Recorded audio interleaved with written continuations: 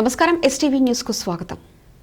ఇక వివరాల్లోకి వెళ్తే 2024 సార్వత్రిక ఎన్నికల కౌంటింగ్ రోజున ఎలాంటి అవాంఛనీయ ఘటనలు జరగకుండా పటిష్ట బందోబస్తు ఏర్పాటు చేశామని నెల్లూరు నగర డీఎస్పీ కార్యాలయంలో నగర DSP Srinivas Reddy, rural DSP Veeranjaneyulu Reddy తెలిపారు. ఎన్నికల్లో గెలుపోటములు సర్వసాధారణమని, గెలుపోటములను క్రీడా స్ఫూర్తిలా తీసుకోవాలని సూచించారు. ఎన్నికల కమిషన్ నియమావళి ప్రకారం కౌంటింగ్ రోజున గెలిచిన అభ్యర్థులు ఎవరూ ర్యాలీలు చేయడం, బాణసంచా కాల్చడం, సభలు, సమావేశాలు ఏర్పాటు చేయడం నిషేధమని, ఓటమిని స్పోర్టివ్గా తీసుకుని ప్రశాంత వాతావరణంలోనే ఉండాలని కోరారు. జిల్లాలో 144 సెక్షన్ అమలులో ఉందని, అలాగే 30 యాక్ట్ కూడా అమలులో ఉన్నందున ప్రజలు దీన్ని దృష్టిలో పెట్టుకుని చట్టాలకు లోబడి మసులుకోవాలని వివరించారు. పోలీస్ యాక్ట్ కూడా అమల్లో ఉంది.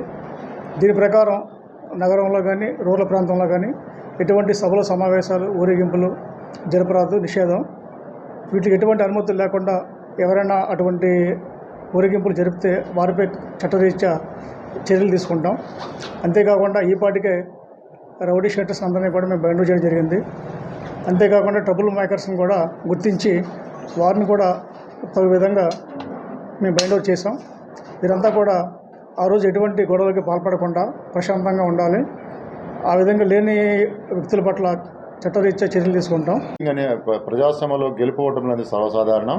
మనం ఏ విధంగా అయితే మన క్రికెట్ ఆడతామో, స్పోర్ట్స్ ఆడతామో, గెలిచే వరకు మనం పోరాడతాం. ఆ రెఫరీతో గొడవలు పెట్టుకుంటాం. గెలవాలి అని చెప్పి తాపత్రయంతో చాలా చేస్తాం. కానీ గెలిచిన తర్వాత అందరూ కూడా మళ్ళీ స్ఫూర్తిదాయకంగా అందరూ కూడా షేక్ హ్యాండ్లు ఇచ్చుకుంటూ వెళ్ళడం జరుగుతుంది. అదేవిధంగా పాలిటిక్స్లో కూడా రావాలి అలాంటి వాతావరణం. కాబట్టి కార్యకర్తలందరూ కూడా తెలుసుకోవాలి. ఆ పార్టీలో పనిచేసినటువంటి కష్టపడి పనిచేశారు. ఒక పార్టీ గెలుపు కోసం, ఒక నాయకుడి కోసం గెలుపు కోసం చేశారు. ఆ గెలుపు ఓటమి సర్వసాధారణం కాబట్టి తీర్పు సంక్షేమం.